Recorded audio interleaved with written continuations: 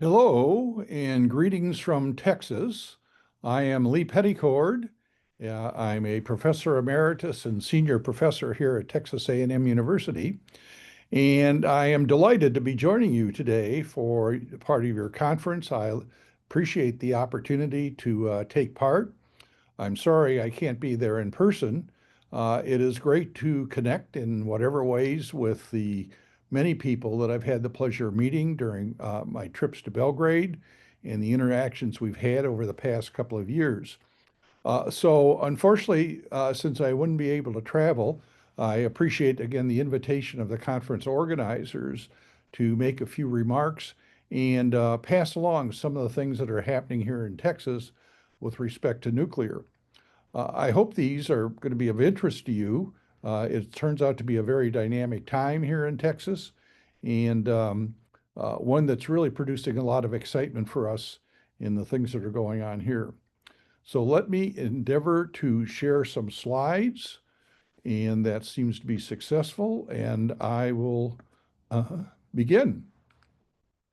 So in corresponding with your colleagues in Serbia, the topics that I suggested were a couple of different things, but one of them was to talk about our situation here in Texas and how things are progressing, particularly in the areas of advanced nuclear and small modular reactors, and to see maybe if there might be a few lessons learned or indications of what might be useful to what you're doing in Serbia and possibly applying in your own cases.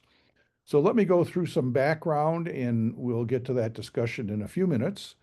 Let me move on now, but I'm going to begin with a quite top level look at the history of nuclear energy. So we began back in the 1950s with what we are calling the Generation 1 reactors, and these were the ones that came out of the early developments of reactors in the United States, at least for the Navy, for submarines and then aircraft carriers. But really the purpose was to show that they could be part of a national grid and contribute electricity to go out and serve the needs of the people. From those reactors, and the early ones were ones called Shippingport. This was a pressurized water reactor, one called Dresden. This was a boiling water reactor. And Magnox, this was in the United Kingdom, and it was cooled with carbon dioxide. We moved on from there to what are now called the Generation 2 reactors. These were designed in the 1950s and 60s, built in the 1970s and 80s. They were primarily the pressurized water reactors, the boiling water reactors, and then from Canada, the heavy water CANDU reactors. And these were deployed around the world, really have made up now the bulk of the fleet of reactors that are producing power in many countries and contributing again to the grid across virtually all the continents. We had kind of a step over here of these Generation 3 reactors that were going to evolve from their Generation 2 to something called the Generation 3 plus reactors. These uh, consist primarily of the AP1000 from Westinghouse and the European pressurized water reactor from Framatome and Orano. Then the plan was to go on to the Generation 4 reactors of revolutionary designs, really designed to enhance safety, minimize waste, and have a better utilization of the natural resources. They would be more economical and improve proliferation resistance and physical protection. These began in about the year 2000, the consideration designs of Generation 4. A Generation 4 roadmap committee met and selected 6 designs. The Generation 4 International Forum, so-called GIF, was formed up. A number of countries started doing research towards these reactors, and work began underway. The objective was to have designs that could be deployed in roughly the year 2035. But an interesting thing happened on the way to the Generation 4 reactors, and that was the fact that we made kind of a sharp turn in about 2010 with the idea that the big reactors were too big, too long to build, too expensive, and could we do something that would be smaller, fit better with the national grids that were not very large, and so on. So that began the movement towards the so-called small modular reactors, and after that, microreactors. And of course, we're seeing quite an activity, quite the development of these now currently, as many countries and many companies are developing both concepts and starting the phase to license and then build and deploy the SMRs and the microreactors. And this has produced quite a tremendous amount of activity and a lot of excitement, a lot of interest, and particularly as we're seeing, because they employed some new approaches, can serve different missions beyond just generating electricity and putting it on the grid. So currently, nuclear around the world consists of about 440 power reactors. They are in 31 countries. They generate about 10% of the global electricity. And it is really amazing the level of activity to add to these number of reactors. Currently, about 65 are under construction at various places, again, around the world, primarily in Asia and the Eastern Hemisphere. And about another 85 are already planned, with that number growing, it seems, almost every day. The exciting part about this would be some of the newcomer countries, about 30 of which, and I believe this includes Serbia, that are now considering the first use of nuclear. This is in recognition that there is needs for reliable sources of electricity. These are vital to growing economies and contributing to the quality of life of the citizens. And of course, most of these countries are signatories to the Paris Climate Accords and the subsequent COP meetings that are aiming to reduce the carbon emissions, and using nuclear is one of the means of doing that. So let me advance here. So now to focus a little bit more on nuclear energy in the United States. We have about 94 operating plants at 54 locations around the country. Here in the US, it's generating approximately 20% of our electricity. This is interesting because about 5 to 6 to 7 years ago, we had many more reactors, 104, and they were starting to be shut down primarily because of economic reasons. But with the tremendous change now that's occurred in things like AI, data centers, and hyperscalers, and so on, that now many of these reactors that were shut down are now being considered and moving towards restart. The lead one, the first one, is the TMI reactor, Unit 1. This, of course, was at the location where we had our accident at the second unit, TMI 2, in 1979. But TMI 1 operated for many years, was shut down, and now it is being restarted by Constellation Energy, which is our largest utility in the United States. It is one of many. Almost every week, another one is being considered. We heard about Palisades in Michigan, Duane Arnold in Iowa, and other reactors that are now looking to be brought back onto the grid. And what is interesting is we also had 2 new reactors built in the United States at Vogtle. These were AP1000. There were 2 more that were started in the state of South Carolina at by SCANA, and now it's considered restarting that project as well too, to complete those 2 more AP1000s. So it's very dynamic, a lot of things happening in the US.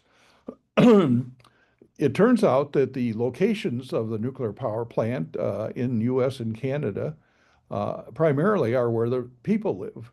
And so you can see that there's these 3 concentrations rather, if you will. Generally in the Midwest, this is around Chicago. In the Northeast, from Boston to New York to Washington, D.C. And then in the Southeast, which is around Atlanta and extending down into Florida. And the population is reflected in this satellite map of the electric usage. And you can see, again, we have a lot of the people here in the Midwest, the Northeast down through here, and then in the Southeast around Georgia, Florida, and so on, all the way over to New Orleans. Now, I want to point out, of course, we can see Texas here. So here is Dallas-Fort Worth in the north. This is Houston in the southeast. Here's San Antonio, Austin, and Temple. And so I want to take a look at this little dot here of light. That is College Station, Texas. That is where I am sitting at the moment. So when you all come to visit us here in Texas, get out this map and you will be right here on the map in College Station, Texas. And we would look forward to having you visit us here at Texas A&M.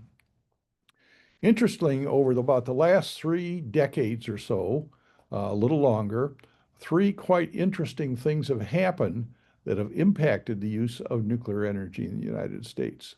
And the 3 things are the increase in capacity factors. Capacity factor, of course, is defined as the number of hours in a year when a reactor or any source actually is functioning and producing electricity. There are 8,760 hours in the year. And originally, when nuclear power plants were built here in the US and operated, their capacity factors were pretty low, fairly modest, 50%, 60%. But over time, a great deal was learned about how to operate these reactors, how to take advantage of them. And so we saw a dramatic increase in capacity factors, such that now they operate, of the 8,760 hours in a year, about 92% of those hours they are functioning and on the grid and so on. So we're getting a much larger contribution by nuclear energy to our electricity production. And of course, this compares to other sources. It turns out even things like coal and natural gas have capacity factors in the 50s. Hydro is in the 40s. Wind is in the 30s. And solar is about 24% of their capacity factor. So nuclear is really quite unique because it's there operating all the time when you need it. Then on top of that, we have seen these reactors that were designed in the 1960s and 70s, built in the 1970s and 80s, that were originally designed and licensed for 40 years of operation. But as these reactors are operated, a lot was learned about them and so on. The designs were very robust. And so utilities started extending, seeking life extensions from the operations beyond 40 years. And now most reactors in the United States have been licensed for 60 years. And now some are beginning to work on license extensions to operate 80 years. So these investments that were made again, 30, 40, almost 50 years ago, are proving to be quite robust and are contribute well beyond their originally envisioned lifetime. And it's possible, perhaps we'll know here in another several years, if they might in fact be extended even further to 100 years, which would be remarkable. And then finally, power uprates. Again, these designs had a particular production limit of, say, 1,000, 1,100, 1,200, 1,250, and so on. But utilities have found that they can, in fact, add to this by making some modifications and so on, making some more investments. And they have sought power uprates for these plants so that they're producing more electricity and more power than they were originally envisioned, originally designed. And again, this has had a big impact as well, too. So the result of all this is, without building a new reactor, we here in the United States have added about 25 to 30 new reactors without any action in terms of pouring concrete, creating new designs, and so on, not doing any new builds. It's been really a tremendous success story. It shows, I think, one of the main factors in the field of nuclear energy And that is that nuclear seeks to learn from all the experiences it has, the good ones, the bad ones, how to make things better, how to improve, and how to add to the impact that nuclear is making here in the US and around the world. So I wanted to turn to nuclear energy in Texas. We have 4 large power reactors here in the state. 2 are at a place called the South Texas Project Electric Generating Station. This is in a place called Matagorda County. It'll be a nice place to visit when you come here and see us in Texas. It's down by the Gulf of Mexico, and they are large power reactors, 1,350 megawatts electric each. This is a photo of them, the 2 reactors. They have a very large cooling lake here where the waste heat is fed out, rejected. This is about 3,000 hectares. It's a large, quite large lake. The water from the condensers comes out here and takes about a week and a half, 2 weeks to make the circle all the way around and be drawn back into the reactors, the condensers for further cooling. The South Texas project, actually the site was originally, and I'm sorry, I'm going the wrong way here. I hope I can back up. Originally designed to accommodate 2 more units. And now, given all the things happening in the United States, again, the data centers, AI, the hyperscalers, and other reasons, as we'll see in just a second, there's a possibility that we might be seeing new power reactors added now at South Texas. Now, this is an interesting picture, an interesting diagram of our electrical grids in the United States. And so we have 3. One is the eastern grid here that is pretty much everything east of the Rocky Mountains all the way to the Atlantic Ocean, the Gulf of Mexico. Then the western grid going from the Rocky Mountains to the West, California, Oregon, Washington, Arizona, and so on. And you see down here, there's one that is special. This is the Texas grid. It covers almost all of the state of Texas, and it is separate from these other 2 grids. We have our very own grid, and it allows us to plan, regulate, and so on within the state of Texas to meet our needs. It was thought to be a very good idea until 3.5 years ago. We had a gigantic blizzard, snow, ice, cold weather here in Texas, which we never get. It lasted about a week. We lost all our sources to some extent, the coal, the natural gas, the solar, the wind. We even had a problem for a short period of time at one of the nuclear plants. We had brownouts and blackouts happening across the state. And it was one of the main things that woke up all of us in Texas that we need to have reliable sources, dispatchable sources of energy to make sure we always have the electricity we need to meet our needs. Now, currently what's happening in Texas is quite incredible. We have a growing population. We have about 1,600 people coming to live in Texas every day. They're moving in. We have a quite dynamic economy here. And we are seeing many, many people come from around the country. We like to say they all come from California, but that's not true. Many come from other places. But we see a growing demand in electricity, for electricity. The other thing now is, as I mentioned, the new uses of electricity, and it's happening particular in Texas because of that grid I talked about, where new users can come in and connect to the grid quite easily. And so we've seen this growth in AI and data, sorry for the misspelling, data centers. They're coming up all over the state. We are trying to accommodate this. We're even building large installations with batteries to help overcome the peak demands and so on. And the other thing we're seeing then are the new applications for the reactors, the sources, such as the non-electric applications for things like chemical production, as we'll see again in a second. We're looking to displace the use of the fossil fuels that comes out of West Texas, the place we call the Permian Basin, where we are producing most of our oil and gas. And we have really an upcoming crisis in Texas with all these people moving in that I mentioned and the need for water. We have a lot of water in Texas down in the ground, but it's not good water. It's not potable water, not able to drink. It's brackish water. And of course, we have a large coastline in the Gulf of Mexico. And so a lot of the people in Texas are very concerned about where's the water going to come from, not only for these new uses like the data centers and so on that I mentioned, but just the people who are arriving as well too. Because Texans like to have nice green lawns and they like to have swimming pools.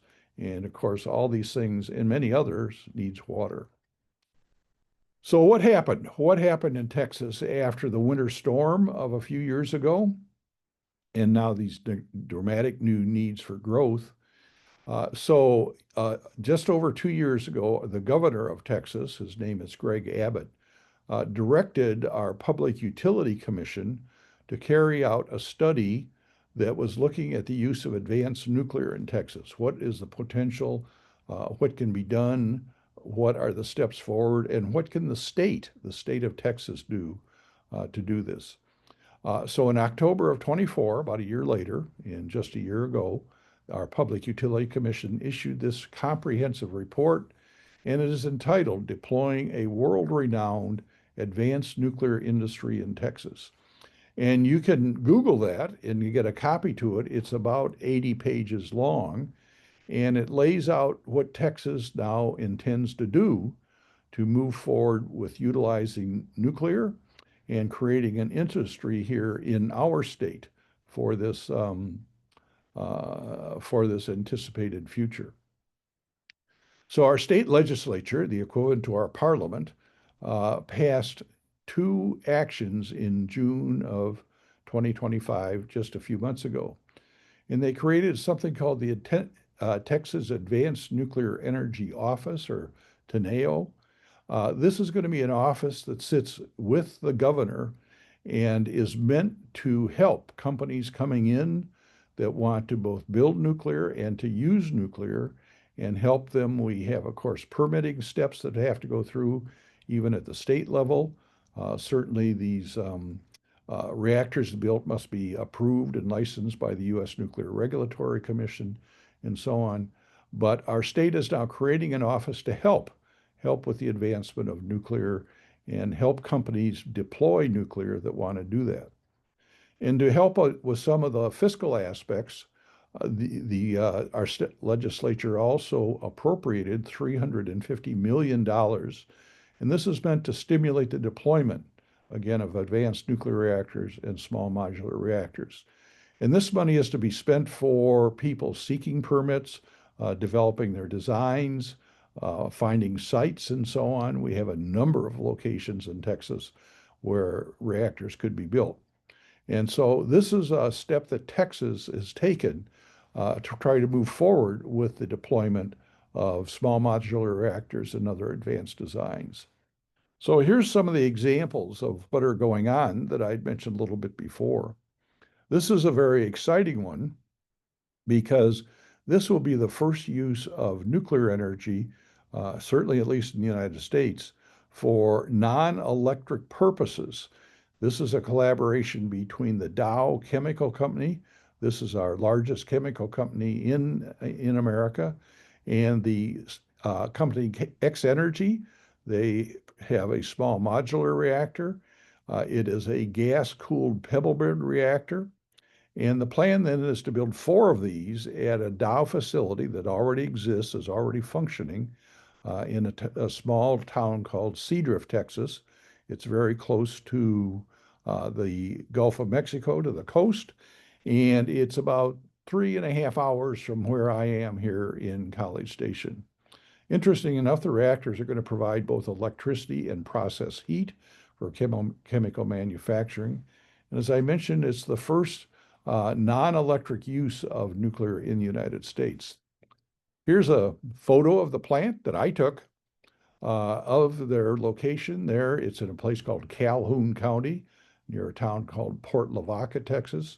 The reactors themselves are each either 80 megawatts electric if they produce electricity, or 200 megawatts thermal. And the attractive thing about the gas-cooled reactor is that the outlet temperature is right about 565 degrees Celsius, and that matches almost exactly with the temperature that is needed for the chemical production process at the Dow Seadrift site. They're going to make a big impact. The reactors are going to displace the use of 440,000 metric tons of carbon dioxide equivalent coming each year, because currently all the on-site power, including the process heat, is done by the use of natural gas.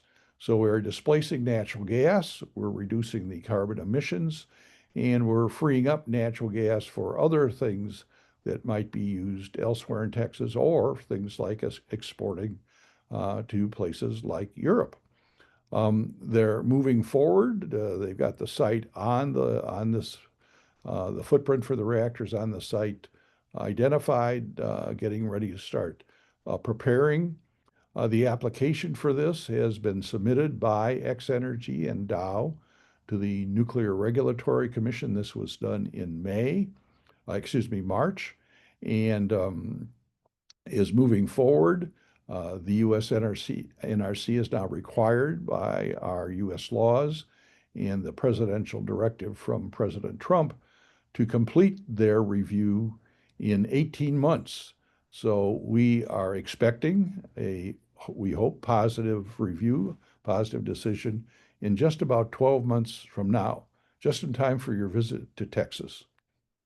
Finally, then the next step is to turn to Texas A&M University. This is where I'm located.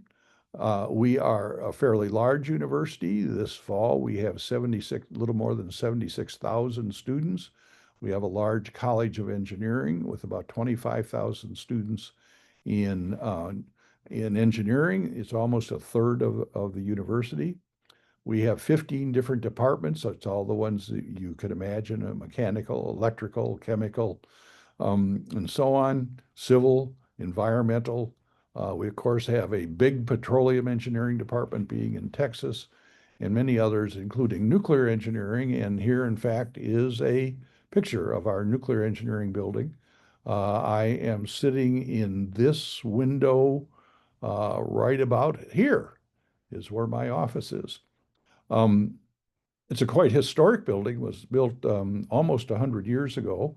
It was used by other departments because nuclear was not here 100 years ago. But we've got the good fortune of moving in, and I'll try again here. Here's our building right here. This is the tallest building on our campus, the Oceanography and Meteorology building. And we are right next door, so it's easy to find us when you come to visit. And you can see that we have a fairly large footprint. This is just a small part of it. We sit on 20 square kilometers for Texas A&M University. So in addition, we are the largest department of nuclear engineering in the United States. We currently have 546 students in our department. 386 are what we call the undergraduate. They are leading to the bachelor's degree. And then we have 158 graduate students or postgraduates. That's about 2/3 or more doctoral students, about 100 or so. And then the remainder doing the master's degree. We are the only university. This is Texas, so we want to be the biggest, and we want to be the only. We are the only university with 2 nuclear reactors. This is the location of one of those. It's a TRIGA reactor. You're probably familiar with that. You have some of these actually not far from you in Europe. And the other one is a quite small one. The TRIGA is 1 megawatt. Our small one is called an AGN 201, and it's only 5 watts. 5 watts. It doesn't even make the water warm. It isn't even in water. But it's very good for teaching and so on. Our department is very active on the international level. We have a lot of international students here. We love to have international students come. We are always seeking very talented, promising, capable young students, and we are happy when they come from any place to join our department. Given what's happening in Texas, there is a lot of interest in small modular reactors.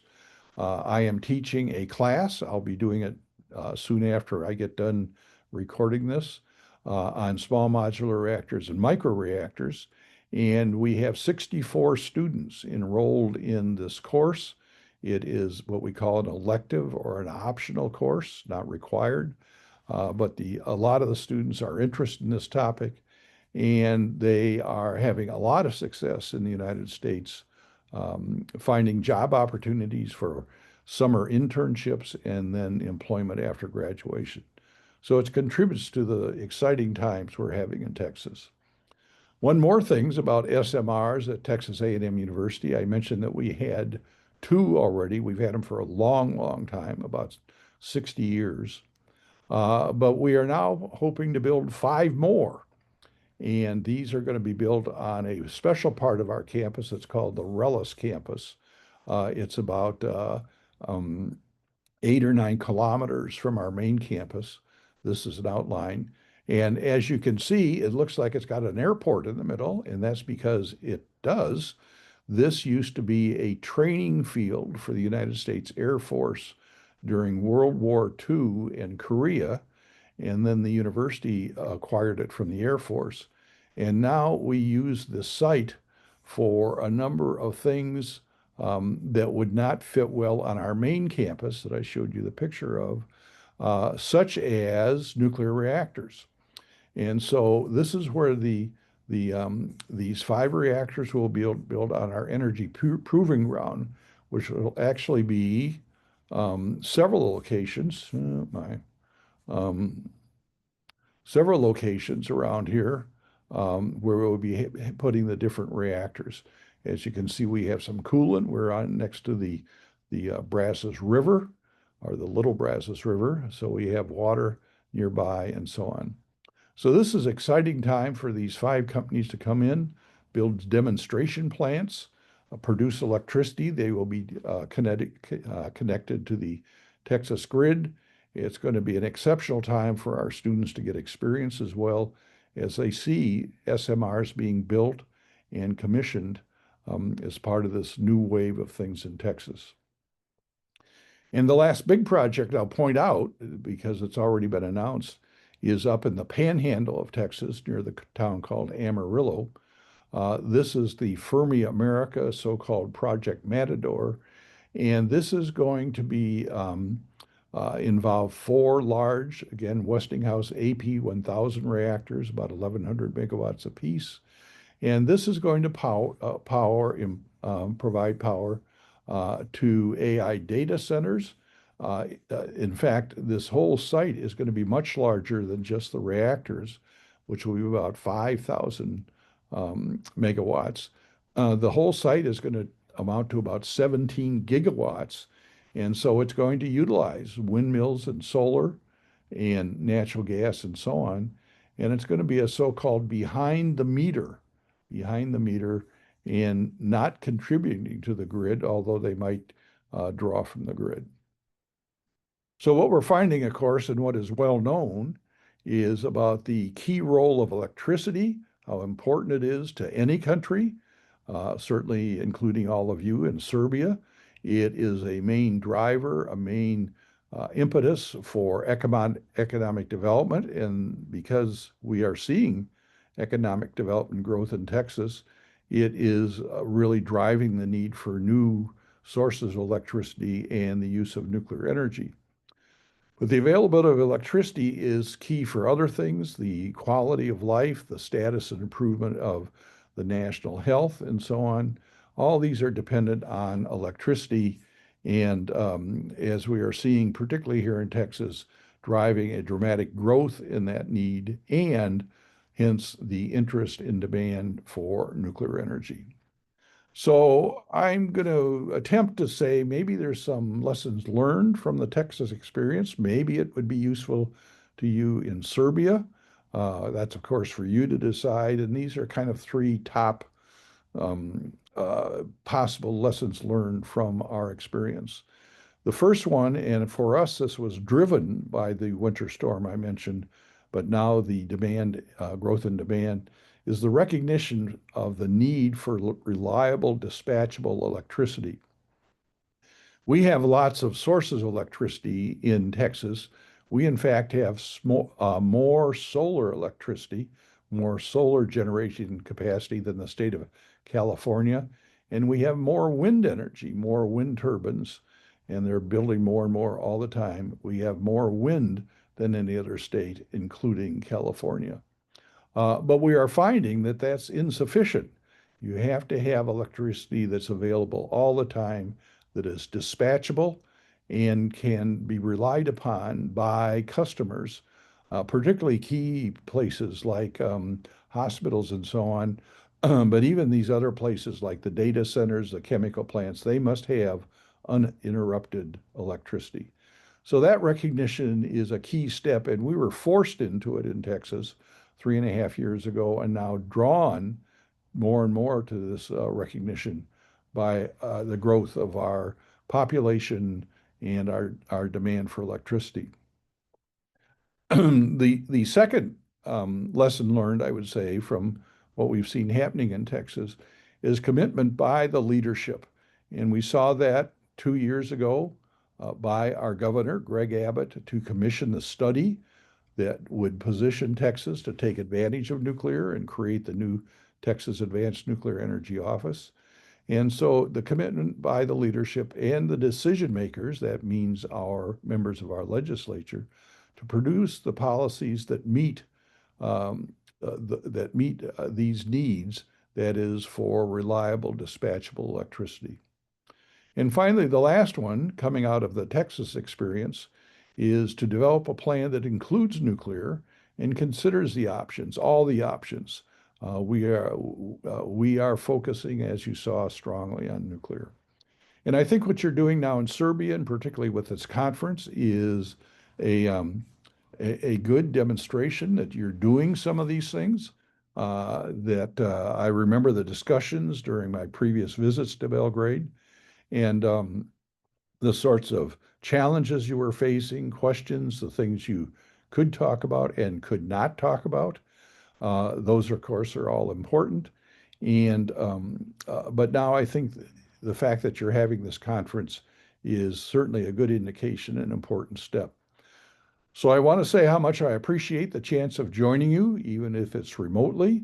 I want to say hello to all the friends in Serbia with whom we got a chance to meet over the past few years. I again want to say I certainly hope maybe you can come and visit us in Texas as part of the programs that are bringing delegations. We would love to have you visit us here at Texas A&M, and we can discuss more about these. So we can talk about the things that are happening, the things you're doing, and the possibilities for collaborating moving forward. So let me wish you all good luck, and I hope your conference goes well. I'm sure it will, and I hope it is successful, and all your efforts moving forward in Serbia towards a strong, good energy future, strong economic prosperity, and well-being of all your citizens is successful. So let me wish you good luck, and I will say goodbye, and come and see us in Texas. Bye-bye.